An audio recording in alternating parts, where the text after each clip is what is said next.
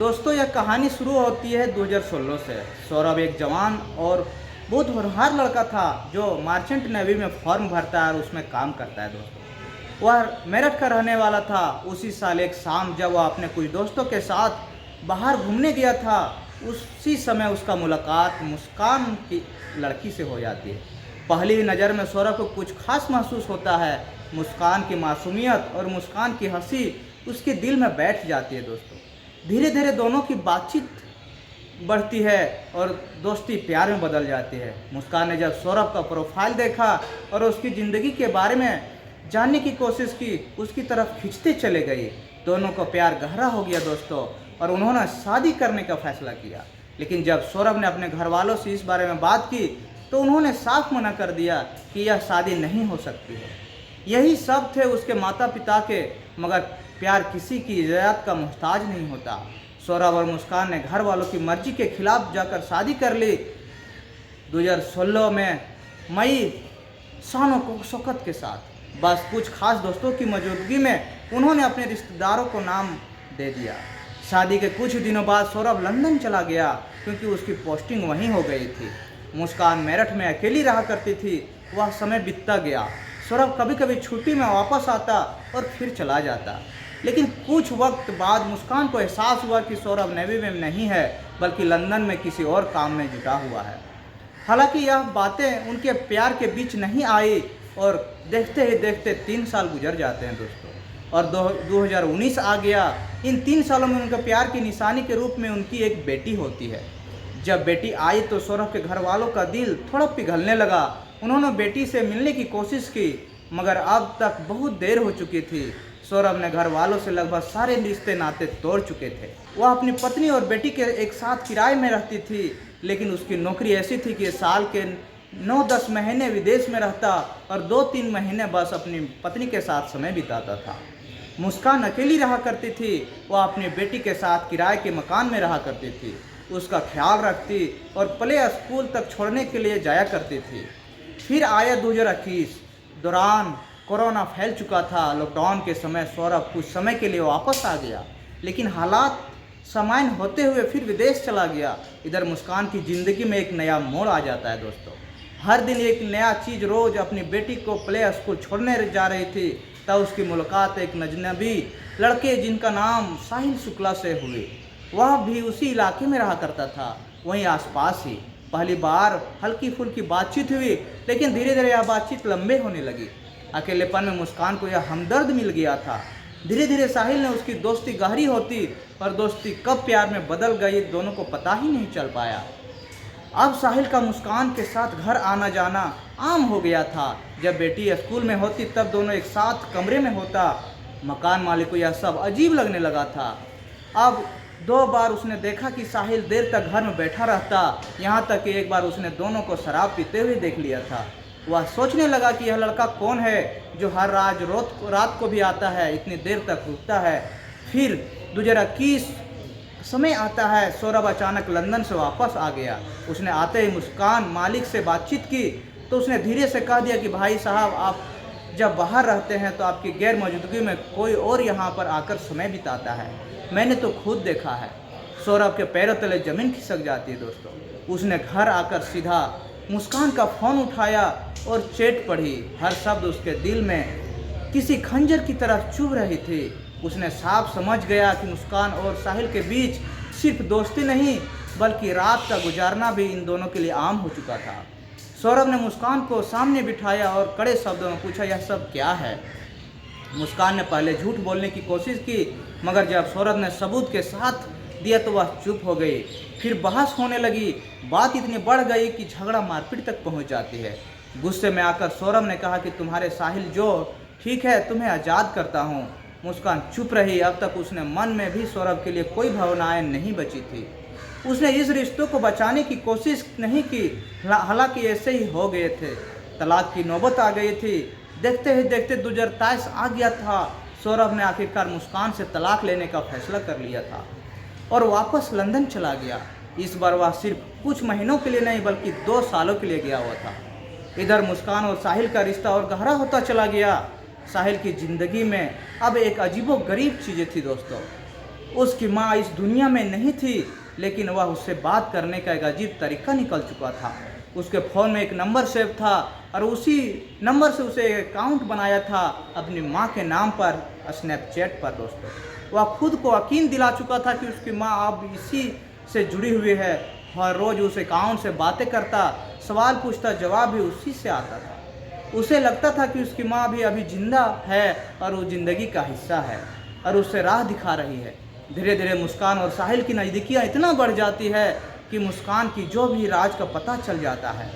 पहले तो उसे हैरान हुई, लेकिन फिर उसके दिमाग में एक खतरनाक खेल समझ में आया। उसने अपने भाई के नाम पर एक नया सिम कार्ड लिया और उसे एक स्नैपचैट अकाउंट बनाया और वह अकाउंट से साहिल को मैसेज करने लगा। लेकिन अंदाज़ा वैसा ही था जैसे उसकी माँ उससे बात कर रही हो। स्नैपचैट मैसेज, बेटा तुम्हारा बहुत अच्छी लड़की है, तुम्हारी ज़िंदगी में आई है तो इसे मत खोना, वह तुम्हारा ख्याल रखेगी, तुम्हें कभी धोखा नहीं देगी, उसे हमेशा खुश रखना। साहिल स्नैपचैट मैसेज का जवाब देते हुए, माँ आप भी यही कह रही हो, फिर यही लड़की सच में मेरी किस्मत में है। साहिल को यकीन हो गया कि उसकी माँ खुद उसके मुस्कान की तारीफ़ कर रही है। लेकिन दोस्तों, वह उसकी माँ नहीं, वही मुस्कान होती है। अब वह मुस्कान के प्यार में पहले से भी पागल हो गया था। उसे लगा कि उसकी माँ खुद चाहती कि वह मुस्कान से शादी कर ले। इधर सौरभ पूरी तरफ से मुस्कान की ज़िंदगी से बाहर निकल चुका था। 2023 में तलाक की नौबत आने के बाद वह लंदन चला गया और इस बार 2 साल पर लौट कर नहीं आया। उधर स्नैपचैट से साहिल और मुस्कान की बातें करीब ला दिया था। अब हालात यह हो गए कि साहिल के लिए मुस्कान से दूरी रखना नामुमकिन हो गया था। दोस्तों, एक दिन उसने गुस्से में कहा कि सौरभ से तलाक ले लो और मुझसे शादी करो।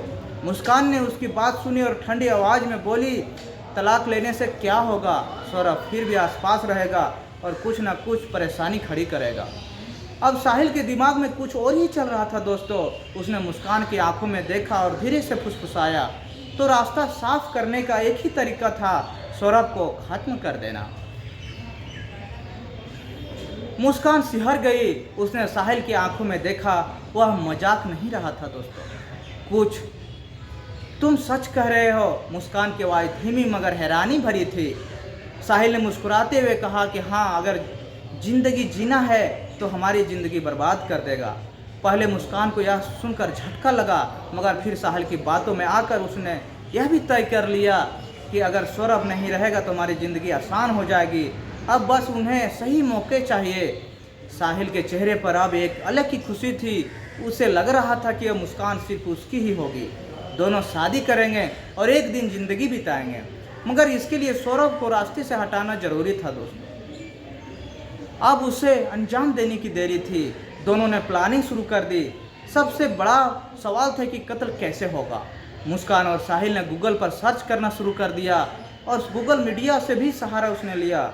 वीडियो देखकर हर चीज़ कुछ न कुछ अधूरा लग रहा था।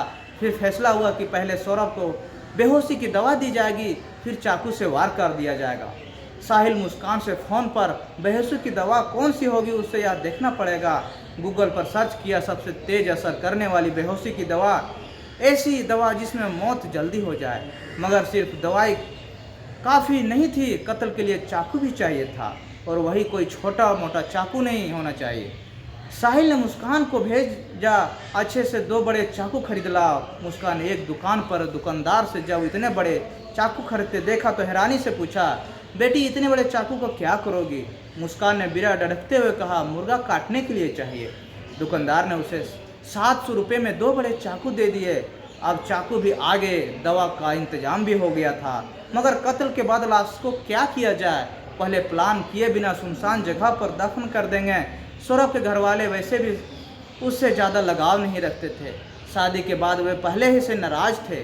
अगर सौरभ गायब हो जाता तो कोई खास पछतावा नहीं होगा, मगर सवाल था कि लाश को दफनाएं कैसे।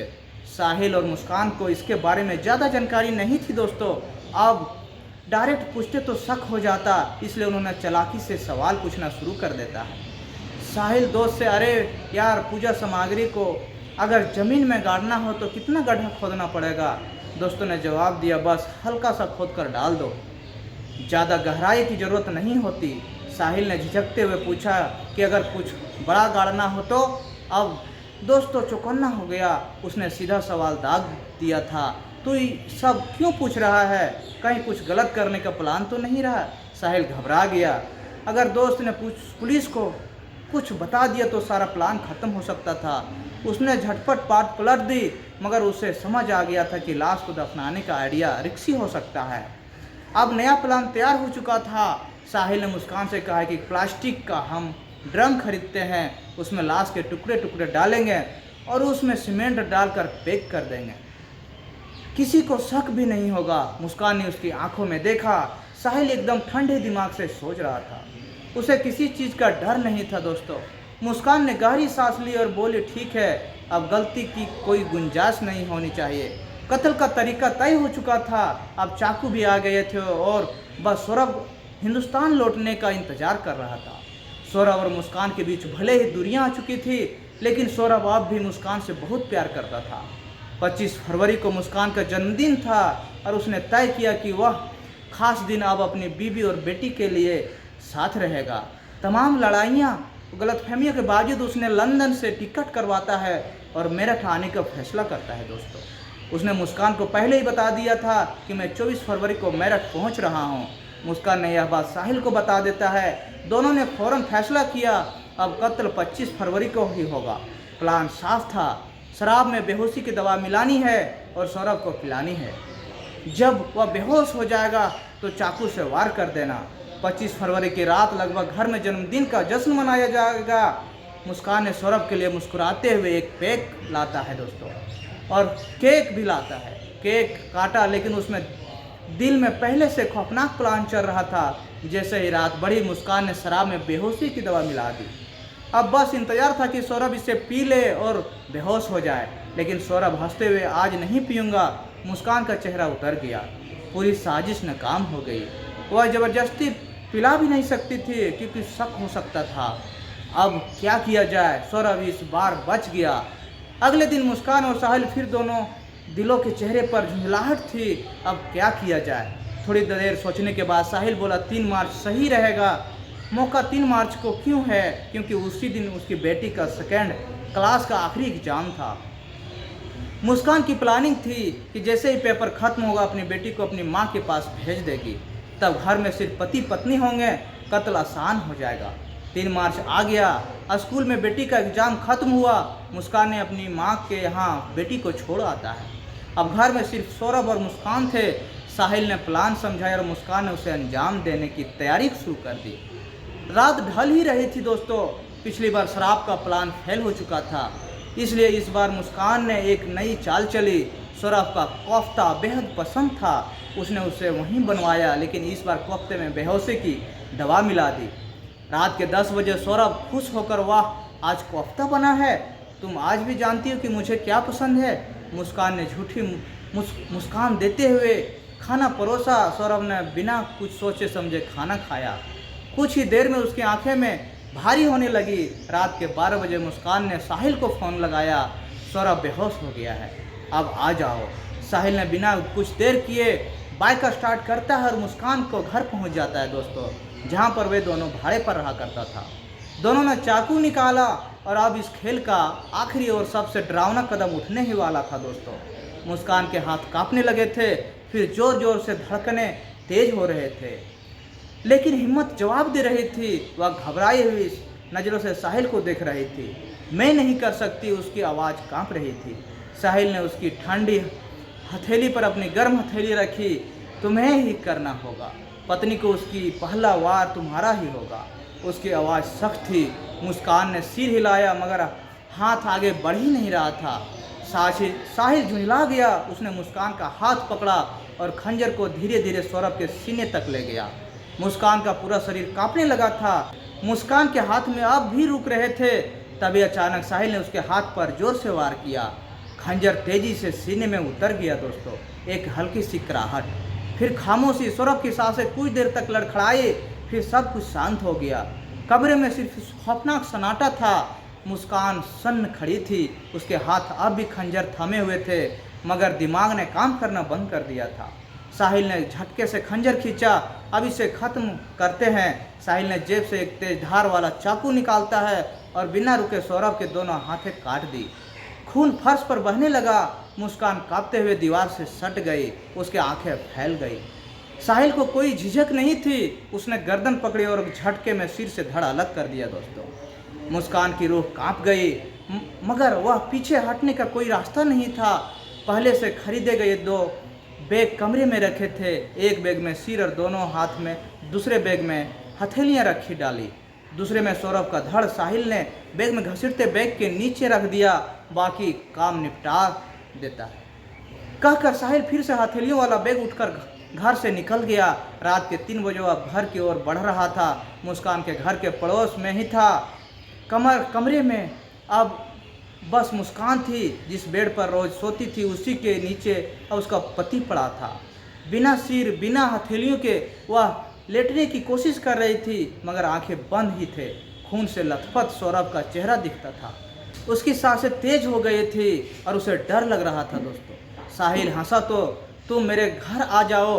मुस्कान को और कुछ नहीं सूझा। वह कांपते हुए बाहर निकली, सड़क पार की और साहिल के घर के दरवाजे तक पहुंच गई। रात का सन्नाटा था। सिर झुकाकर वह अंदर चली गई। सुबह सूरज की किरणें कमरे में दस्तक दे रही थी, मगर अंदर एक अजीब सा सन्नाटा पसरा हुआ था। साहिल और मुस्कान गहरी नींद में थे, जैसे कुछ हुआ ही नहीं हो। लेकिन हकीकत कुछ और थी। दोस्तों, जैसे ही साहिल की आंखें खुली, उसने तुरंत बैग उठाया और अपने घर चला गया। कुछ घंटों तक बाद वापस चेहरे पर हड्डी ठंडी हवा थी, सन्नाटा भी था। अब काम खत्म करना है। उसने मुस्कान से कहा, कैसा काम? मुस्कान सहम गई। सीमेंट लेकर आओ। मुस्कान चुपचाप मार्केट गई और 1 बोरी सीमेंट लाई, लेकिन साहिल ने सिर हिलाया। एक से कुछ नहीं होगा, फिर लेकर आओ। वह फिर गई, दूसरी बोरी सीमेंट लेकर आई। साहिल ने दरवाज़ा अंदर से बंद किया।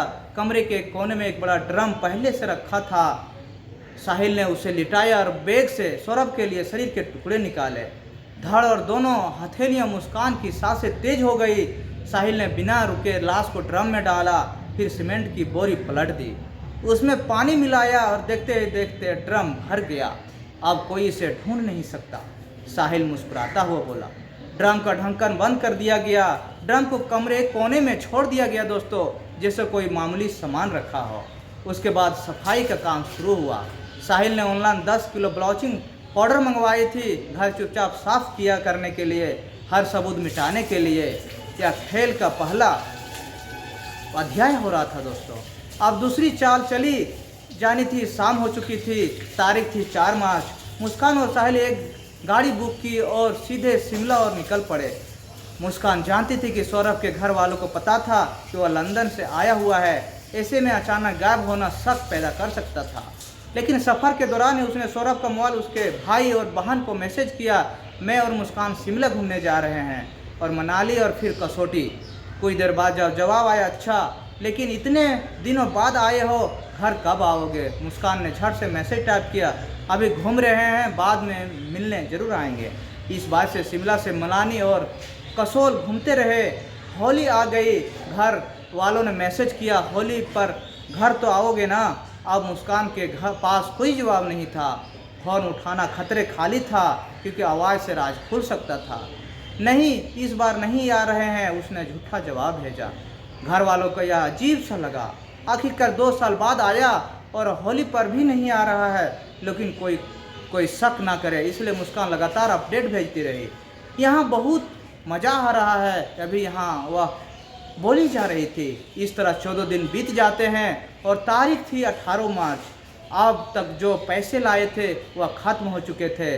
मुस्कान के पास कुल 80,000 थे। साहिल के पास भी थोड़े पैसे थे, मगर अब सब खत्म हो चुका था। लेकिन उसे पता था कि सौरभ अकाउंट में 6 लाख थे, मगर दिक्कत यह थी कि उस अकाउंट से पैसे निकालने की तरीका पता नहीं था। वह सोचने पड़ गई। आखिरकार अपनी माँ को फ़ोन किया, माँ यह बताओ कि बैंक से सौरभ के पैसे कैसे निकाल सकते हैं? माँ चौंक गई, सौरभ तो तुम्हारे साथ है ना?